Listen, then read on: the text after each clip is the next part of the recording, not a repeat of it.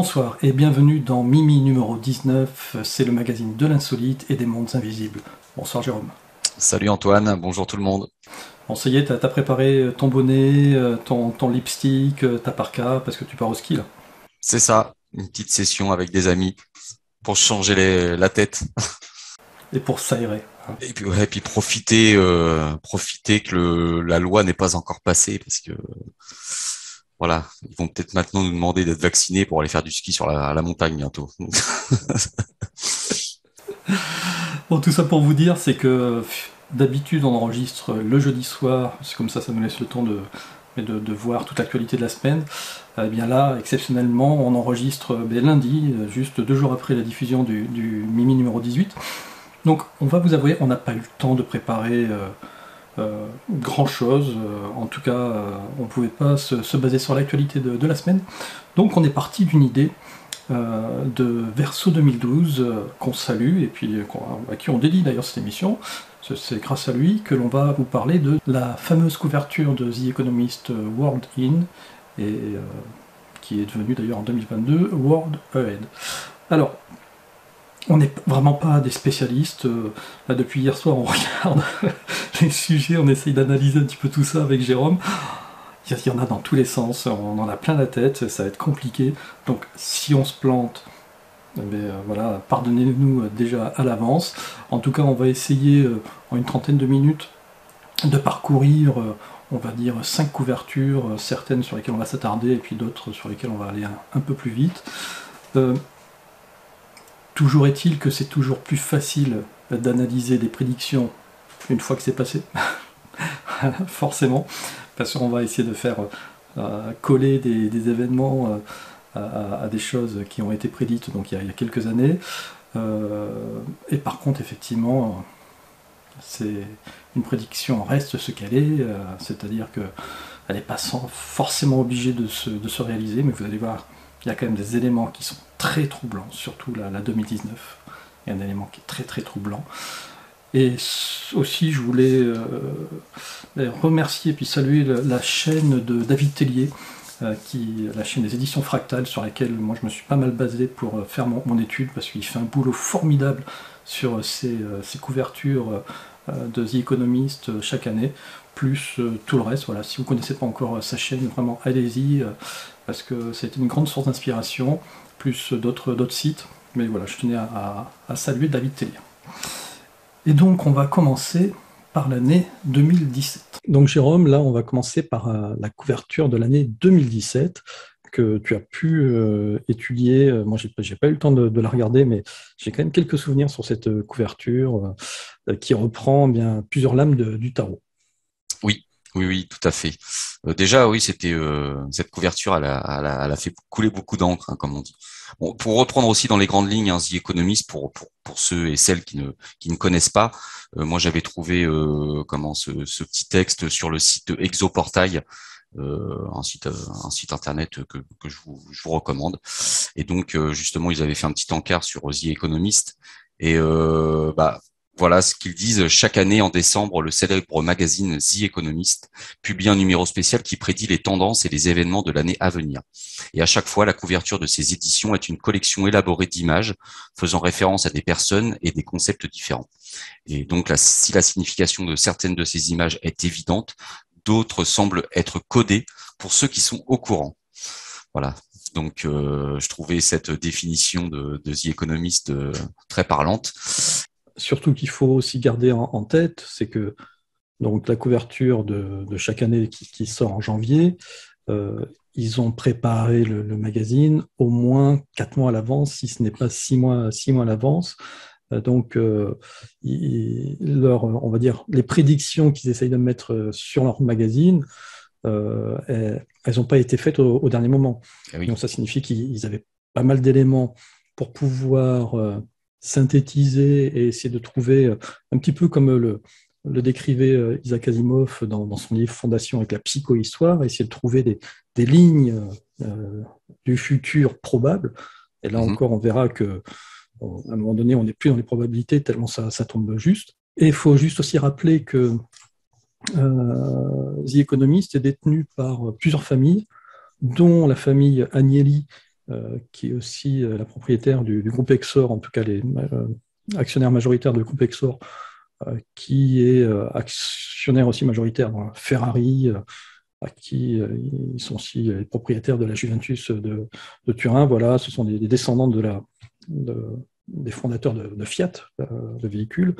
Mais aussi il y a la famille Cadbury, la famille Rothschild, la famille Schroeder. Donc voilà, ce sont que des groupes soit financiers, soit des Cadbury, groupes agroalimentaires. En famille. Donc voilà, toutes ces familles qui ont un gros capital financier et qui ont peut-être intérêt aussi à influencer le monde, hein, parce que The Economist est quand même reconnu comme le journal qui a le plus d'influence sur le monde. Donc, voilà. Est-ce que aussi les prédictions qu'ils font n'ont pas un intérêt derrière pour ces familles-là?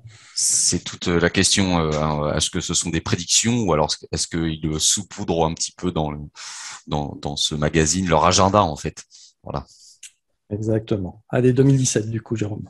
Alors 2017, oui, cette couverture, elle est composée, comme vous pouvez le voir, de cartes qui nous rappellent les cartes du tarot, justement, avec les mêmes noms. Hein. Bon là, c'est en anglais, donc The Tower, la tour. On voit Trump assis sur une planète, là, le Judgment, The World. Ils sont en français. Ils sont en français. T'as la maison Ils sont en bleue, français. Alors moi, j'ai la version américaine. Désolé. D'accord. Ouais, ça a été traduit à l'écran, ça a été traduit. Voilà, le jugement, l'ermite. Alors, donc oui, moi je vais m'arrêter sur deux cartes, notamment celle de l'ermite. Alors, si vous regardez bien, vous voyez, hein, on voit un espèce de personnage en haut d'une falaise, là, un peu comme Gandalf, qui tient une lanterne à la main. Et c'est là-dessus justement que beaucoup de personnes ont percuté, mais parce que tout ça s'est passé après, hein, justement. On voit toute cette foule là avec des banderoles, une marée humaine là, qui est déversée dans cette vallée, hein, et tout le monde est en jaune. Et donc je vous rappelle que c'est le The Economist de 2017. Et on a eu une année après, en 2018, le mouvement des Gilets jaunes qui est apparu. Et on a vu toute cette foule en jaune déferler dans toutes les grandes villes de France pour manifester contre à la base le prix du gasoil qui est aujourd'hui, j'ai été faire le plein à la pompe il y a pas longtemps, j'ai eu peur. On a manifesté pour moins que ça. Hein. Bon bref. Donc voilà, c'était une belle prédiction sur cette couverture avec ce mouvement en jaune là, qui nous rappelle évidemment le mouvement des Gilets jaunes. Et puis moi, je voulais rebondir aussi sur la carte du magicien. Alors, moi, j'ai regardé dans le tarot classique, on n'a pas le magicien, c'est c'est un petit peu l'équivalent du battleur. Mais bon, il y a certains jeux de tarot où on retrouve justement une carte, le magicien, avec ce fameux petit symbole au-dessus de sa tête, le symbole de l'infini. Alors, ce qui est drôle, c'est que Jérôme, en fait, a sous ses yeux la version américaine de The Economist. Donc, tu dois avoir The Wizard sur la carte, c'est ça? Non, moi j'ai The Magician. The Magician, d'accord. Voilà. Alors que sur la version française qu'on a sous les yeux, nous, on voit bien le battleur. Donc, le battleur, en français, ils l'ont traduit. Mais tu vas voir que oui, on fera le rapprochement entre les couvertures anglaises et françaises. Il remplace des choses. On va en reparler. Donc oui, bon, c'est le battleur, donc version française, et en version anglaise, c'est The Magician. Voilà. Alors, moi, je sais pas, regarde bien Antoine, tu vas voir que ce personnage a sur les yeux un espèce de casque c'est un casque de réalité virtuelle, et il actionne un bouton là sur une espèce d'imprimante 3D qui fabrique des maisons. Mais le symbole te rappelle rien, Antoine? Alors l'infini, on en a parlé il n'y a pas très longtemps de ce symbole 8 comme ça. Avec un casque de réalité virtuelle dans un monde en 3D, bah voilà, le métaverse. Voilà. Donc là, 2017, étonnant cette carte. Je sais pas ce que tu en penses, Antoine. Oui, on est en plein dedans. On est en plein dedans, quoi. Et si tu fais le rapprochement entre la carte du battleur et la carte de l'ermite, hein, il tient un bâton qui ressemble étrangement au bâton du magicien. Oui. Ça, effectivement, ça implique ce côté magique de la réalité virtuelle. Il de toute manière, ça fait longtemps qu'ils ont prévu que le monde va, va rentrer dans une réalité virtuelle et ça va durer. Là, le signe de l'infini, ça va durer. Mhm, mhm. Et d'ailleurs, alors après, on peut aller plus loin. Hein, derrière, il y a le symbole du soleil Oui, aussi. oui, voilà, derrière le personnage, le symbole du soleil. Donc, Mais voilà, oui, après, je dirais que là, comme disait Antoine, on va un petit peu survoler quelques numéros, mais voilà, on pourrait faire une émission complète sur juste cette couverture parce qu'il y aura beaucoup de choses à dire. Vous avez la carte du monde avec une pyramide, vous avez la roue de la fortune là, avec ces personnages. Certains y ont vu, voilà, on voit Angela Merkel la tête en bas, etc., qui se prend un éclair. Bon, on pourrait parler de beaucoup de choses sur toutes ces cartes. Il y aurait tant à dire, pardon, tant à dire. tant à dire. Mais si, ça marche Il y aurait aussi. tant à dire, oui, ou tant à dire. Ah Je sais pas oui, si on fait la liaison, tant à dire. si, Allez, si, tu on peux. fait la liaison. Je peux. Ok. Bon, bah, écoute, on va switcher. Allez, on Et switch. on va sauter d'ailleurs 2018 pour passer directement. Et donc, cette fameuse, c'est peut-être la plus connue, hein, couverture de 2019 avec une grosse référence à Léonard de Vinci. Mais un Léonard de Vinci high-tech. C'est ça, avec cet homme de Vitruve. En même temps, c'était aussi pour le 500e anniversaire de sa mort, hein, pour le 2 mai 2019. Mm, mm. Donc c'est pour ça aussi ils ont mis l'accent sur Léonard. Mais oui, il y a tant à dire encore sur cette couverture. Donc, si on remet le contexte, cette couverture qui sort en janvier 2019, elle a été imaginée par The Economist. Allez, si on considère qu'il la prépare 4 mois à l'avance, donc je suis sûr que c'est au moins 6 mois, mais on va dire 4 mois à l'avance. Donc ils l'ont imaginé en septembre 2018. Voilà. Voilà. Septembre 2018, on est dans un monde où on respire. On est dans un monde où on n'a pas peur de la Chine, du virus, et on n'a encore pas entendu parler d'une espèce animale, ou alors il y a très longtemps, en regardant, en regardant C'est pas sorcier, par exemple, et on n'entendait jamais parler d'une petite bête qui se retrouve là, Mhm. et qui est, somme toute, un pangolin. Oui. Alors, qu'est-ce qu'on Donc peut en dire sur c'est ça. cette couverture, Jérôme? Bah écoute, oui, je vois pas du tout ce que le pangolin venait faire sur cette couverture. Et ça prend tout son sens parce que le pangolin, on en a entendu parler, hein, de cette vilaine bébête. C'est peut-être à cause de lui. Au départ, ils étaient partis sur les chauves-souris. Après, peut-être du pangolin finalement, qui aurait été responsable de la diffusion du Covid. Voilà. Oui, donc bon, voilà, on voit cette couverture avec l'homme de Vitruve de Léonard de Vinci, bon, remasterisé, hein, parce qu'il tient dans l'homme de Vitruve à quatre bras. Donc dans des mains, il tient une feuille de cannabis, dans l'autre une balle de tennis, et de l'autre côté un smartphone et une balance. Voilà. Bon, là, on se pose encore des questions, hein, un petit peu par rapport à la signification de ces symboles. Et puis l'homme, enfin, il porte sur son visage aussi une paire de lunettes. Ça fait un petit peu lunettes de soudeur. Je sais pas si ce que t'en penses, Antoine, mais pourquoi pas faire penser au casque aussi de réalité virtuelle. Voilà. Aussi. Alors, pour revenir à l'atelier donc de la chaîne Édition Fractale, il a une très bonne théorie là-dessus, moi qui m'a bien amusé. C'est que c'est un gros clin d'œil à un retour vers le futur, où en fait, ici, si tu regardes bien, on peut lire Doc sur le bras, tatoué. Mhm, On retrouve les lunettes de Doc. mhm, Tu sais que Marty avait toujours sa casquette de baseball avec lui. mhm. Et donc, la fameuse référence au baseball avec la balle. Oui, donc c'est une balle de On- baseball et non de tennis, d'accord. voilà. Donc, à regarder ce qu'il en dit sur sa chaîne, parce que vraiment, c'est super intéressant. Et effectivement, on peut y voir clairement un lien avec des voyageurs temporels sur cette affiche. Peut-être un clin d'œil. Oui, c'est vrai, pas bête. Très bonne analyse.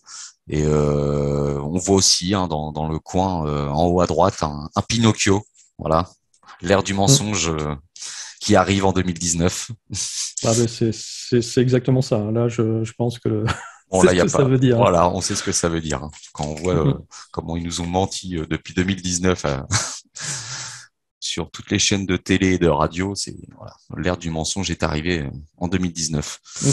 Euh, Et d'ailleurs, ce qui est aussi intéressant de noter, c'est que toutes les écritures sont écrites en effet miroir. C'est ce que faisait d'ailleurs oui, oui, De Vinci. Hein, oui, c'est ça en fait. Ouais, c'est ça. Toute la couverture est inversée. Sauf, voilà. enfin, ce qui est marrant, c'est que oui, le globe terrestre, lui, n'est pas inversé, mais alors toutes les écritures sont inversées, Mhm. effectivement. Comme pour indiquer que finalement les valeurs à partir de 2019 allaient être inversées.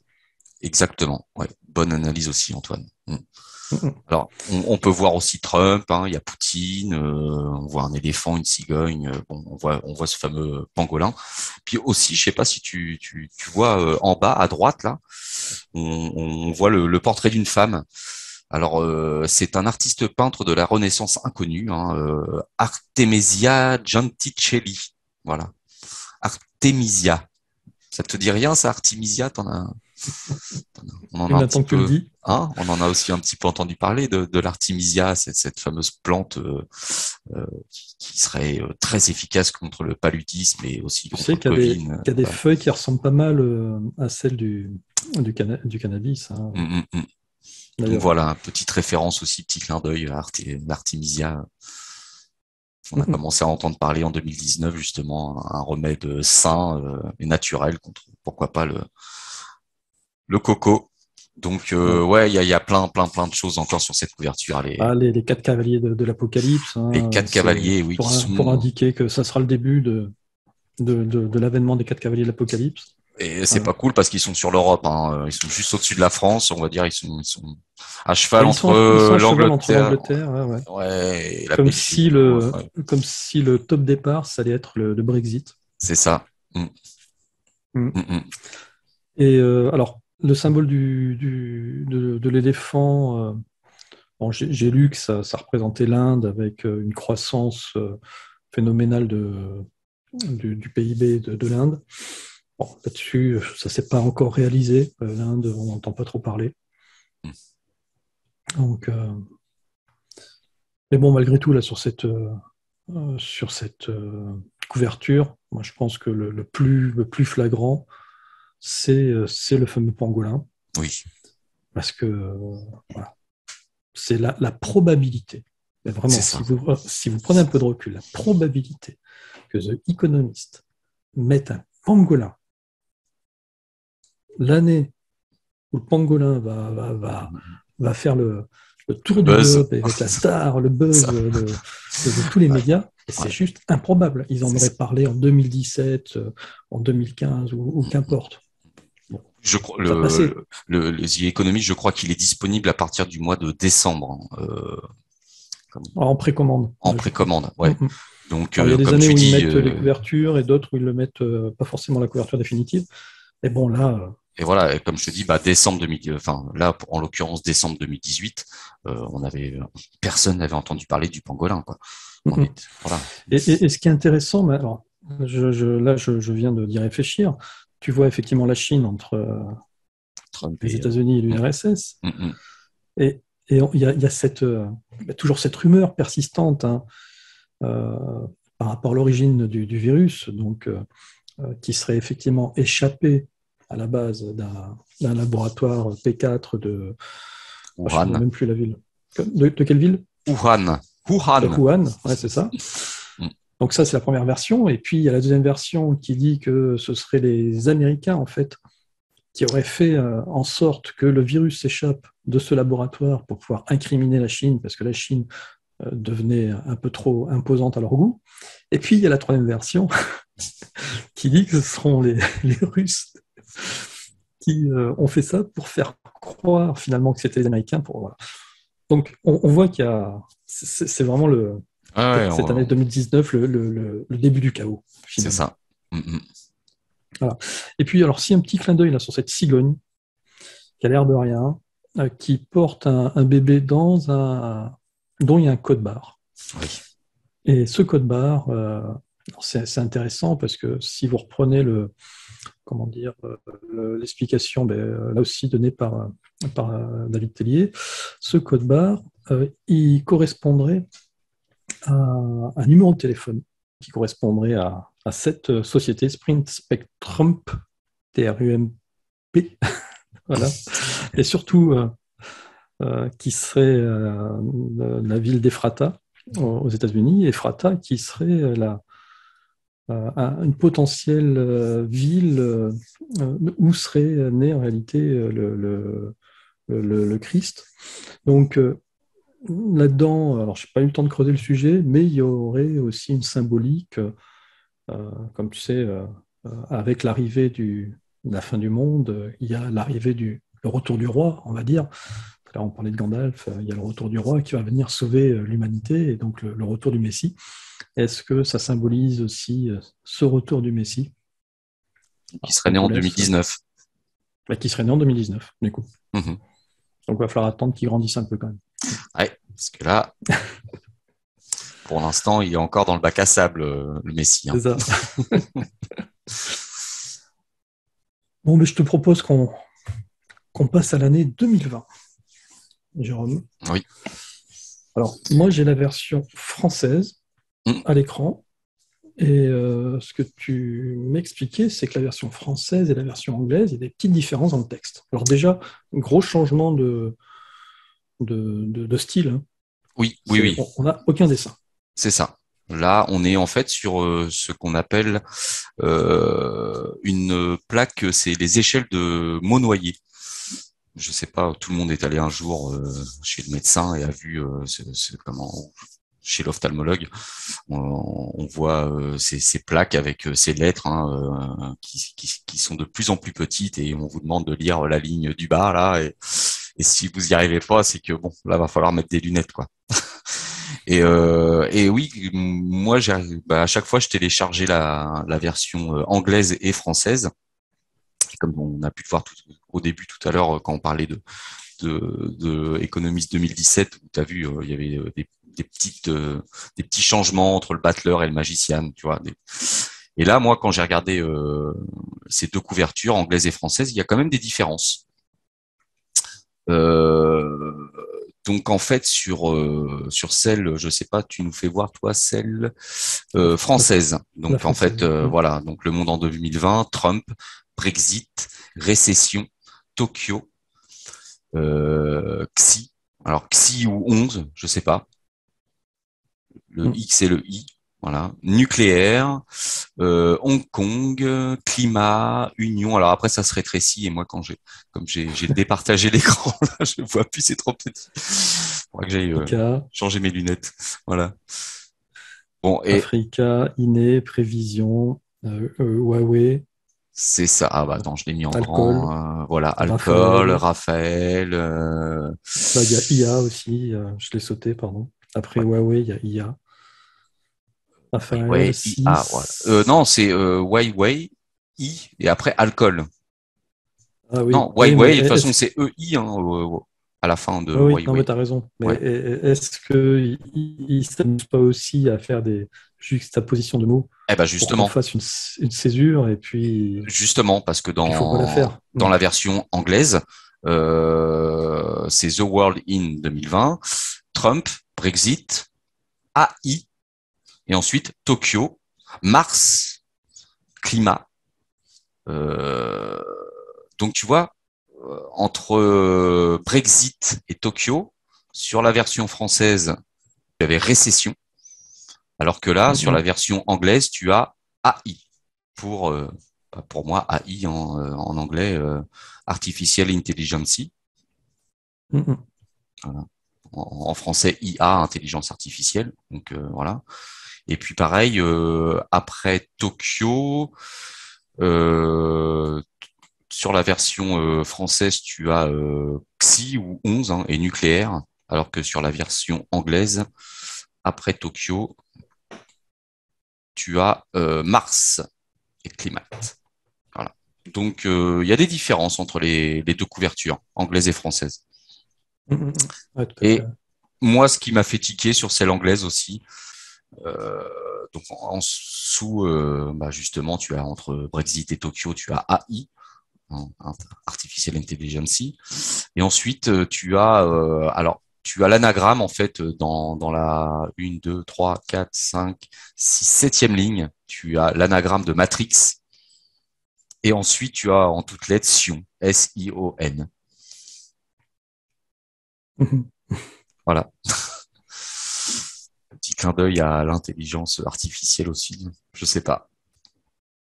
Ouais, moi c'est sûr. Et tu as une seule, un seul mot qui est écrit en rouge, mis à part 2020, hein, où c'est écrit en couleur, toutes les lettres sont noires.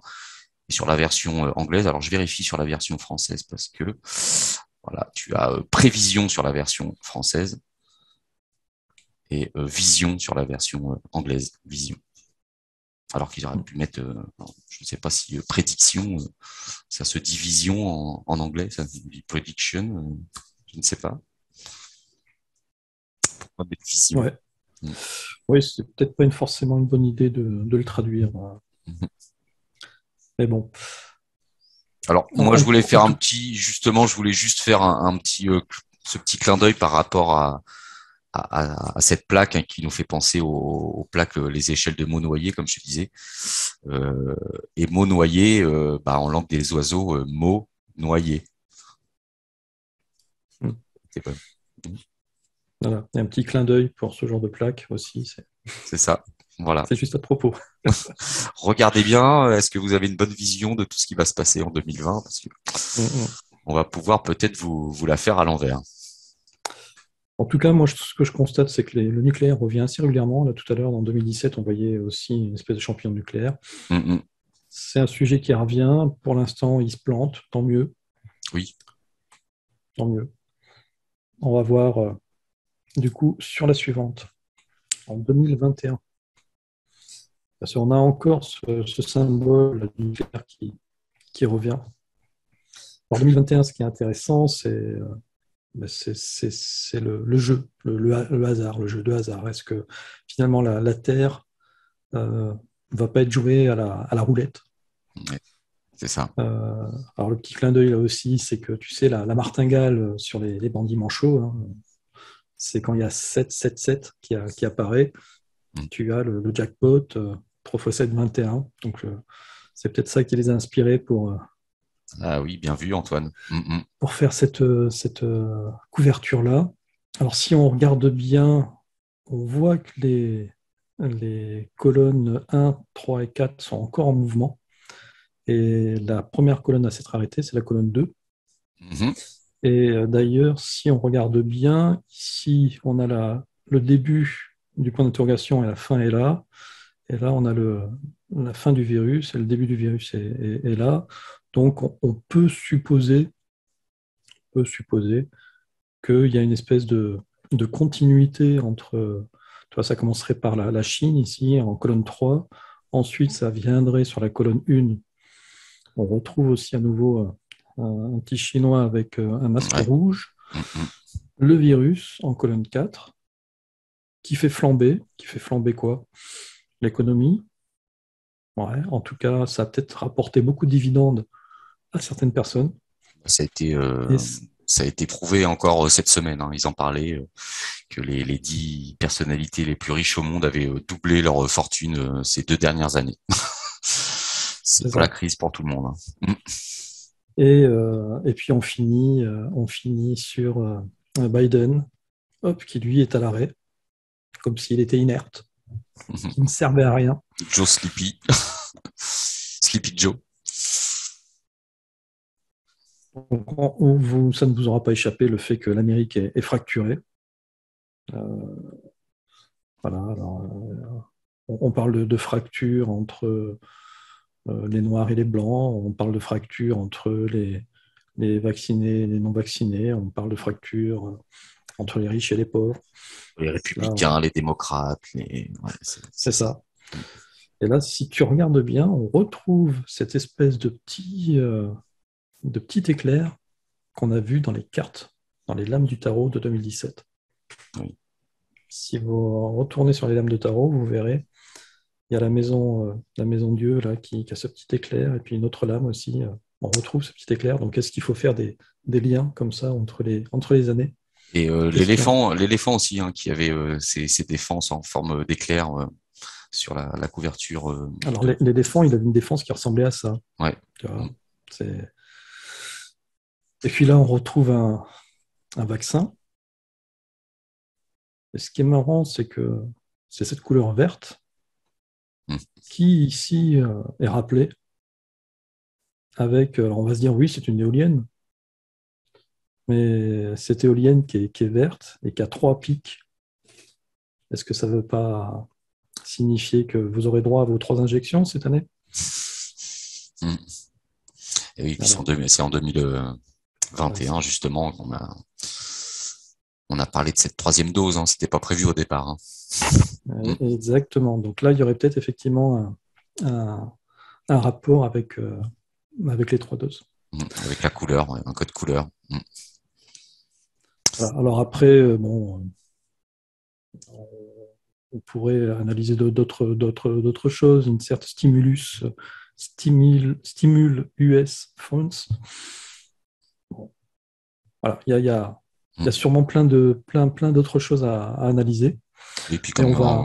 le pommeau de la manette, hein, qui est Ah la oui, bah Terre. Hein, voilà. c'est la Terre. Hein. Tu sais, bon, voilà, ça c'est un bandit manchot, donc la Terre est jouée Au casino. est jouée au casino. Voilà. C'est Et ça. ce sont les plus riches qui remporteront le pactole, la martingale.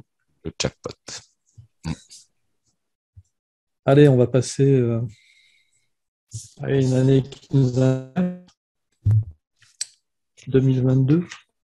Alors là, de 2022, forcément, maintenant on marche sur des œufs, hein, parce que 2022, on marche sur les œufs. ouais, c'est ça. C'est ça. Alors on retrouve, tiens, si tout à l'heure, effectivement, si en 2021, effectivement, le symbole de l'éolienne a rappelé les 3 injections, Rebelote. Mm. là, effectivement, on les a. Alors, très clairement, une grosse partie de ce que je vais vous dire là-dessus, je l'ai donc vu sur le site de David Tellier, qui est une très bonne interprétation de beaucoup de choses, comme par exemple ici, où très clairement, là, ici, on est dans une espèce de viseur de sniper, hein, quand on voit bien les graduations.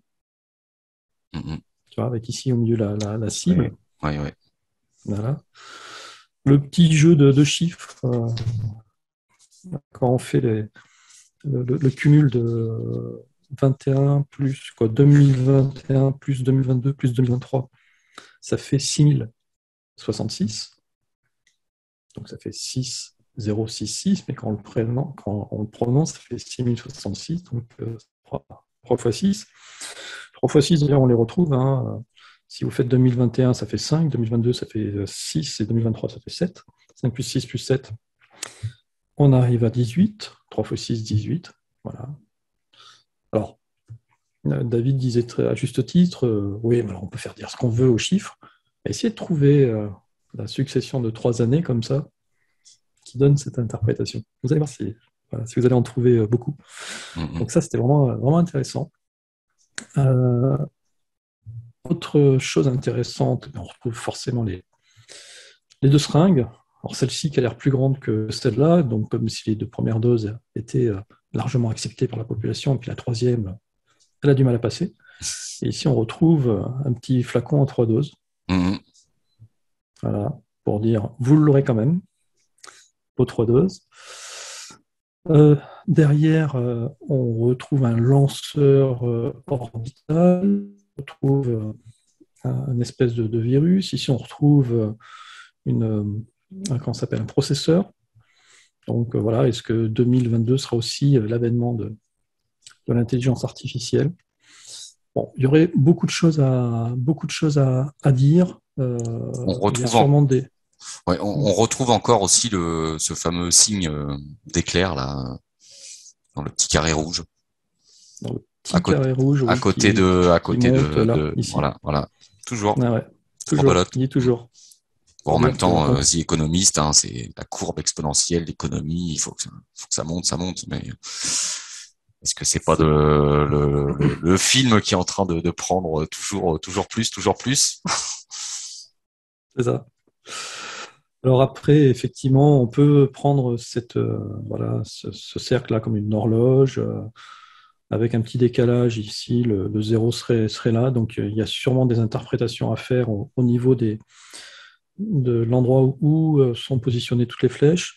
David a trouvé un très bon chiffre là aussi. Il a constaté qu'il y avait un plus de la couleur noire ici, 3 plus blancs ici, et 2 plus rouges, on ne les voit pas beaucoup, ici.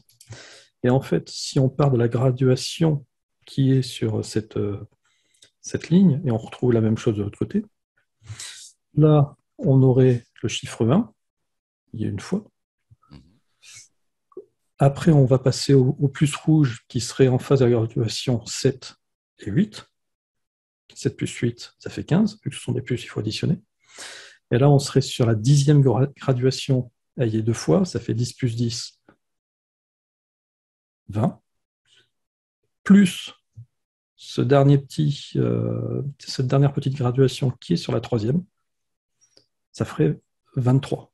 Et donc, pour David, et là, je vous invite à noter ça, parce que s'il se passe quelque chose, effectivement, le 15 janvier 2023, parce qu'il faut le lire à l'américaine, le 15 janvier 2023, ben, ce sera à lui qu'on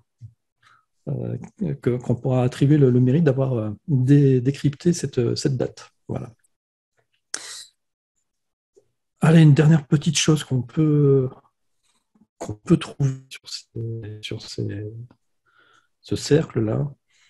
Bien, si vous vous rappelez un petit peu de vos cours de chimie, bon, j'ai eu un peu de mal. Hein, là aussi, la vidéo de David Tellier m'a bien aidé. On va retrouver ici des molécules. Donc, si on considère que le rouge, c'est l'oxygène, le H, c'est l'hydrogène. Donc là, par exemple, on va avoir une molécule d'hydroxyde.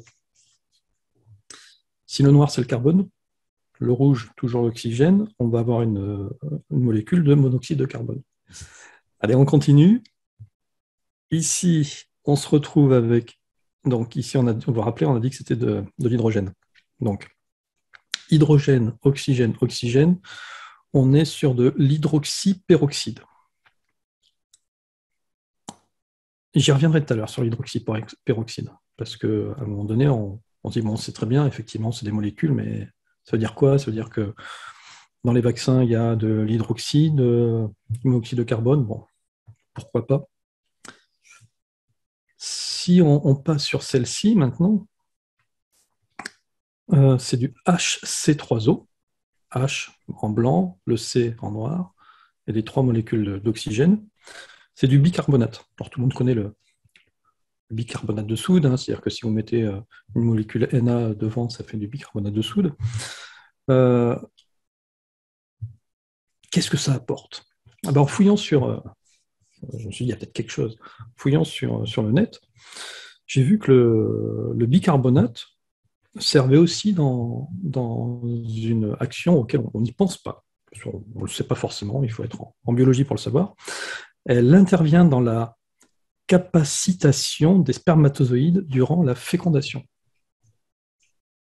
Donc, grosso modo, si vous n'aviez pas ce bicarbonate, vous ne pourriez pas procréer. Et tu sais, Jérôme, qu'il y a des théories comme quoi, effectivement, dans les vaccins,